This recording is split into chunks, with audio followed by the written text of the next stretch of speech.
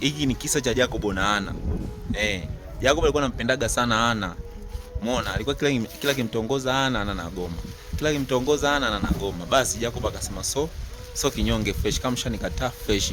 Umeona? Kama kawaida kakaza, katulia, siku zikaenda, majira yakaenda fresh. Jacob akawa amezoea ile maisha, umeona? Basi siku moja Jacob alikuwa nyumbani kwao anaangalia movie. Mara ghafla mlango unapigwa ngaa, kwenda pale namkuta ni Ana. Vipi Ana? Fresh za siku fresh. Vipi? Akasema nimekuja kukuona Jacob, nimekuja kukuona. Jacob akasema fresh.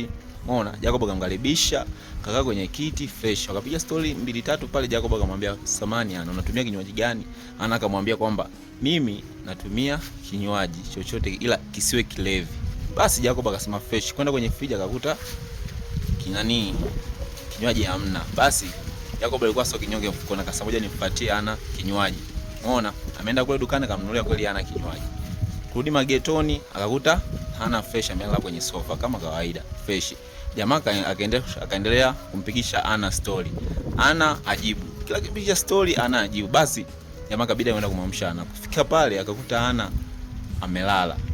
Kumtikisa atikisa Ana amki. Basi Jacob akasema ngoja nimsikilizishe nione kama anapumua. Kuche kwenye nani apumui. Umeona? Basi Jacob akasema udemu vipi? Mbona kama amekaza huyu? Kweli kama anikazia hivi. Basi umeona? Kumpigia rafiki yake alikuwa anaitwa Abel. Kwenda pale akasema mwanangu huyu demu amezima. Na uso kuzima tu amekufa kabisa. Umeona? Jamaa kabidi ampe story. Umeona? Kabidi ampe story Jacob. Jamaa akasema kuda dadeki. Mbona kama ni msafu tunauvaa wote. Basi jamaa Jacob alikuwa ni rafiki yake sana jamaa. Alikuwa ni rafiki yake sana na Abel. Umeona? Jamaa akasema hapa tunafanyaje mwanangu? Umeona? Sasa wewe kwa haraka unadhani hapo majamaa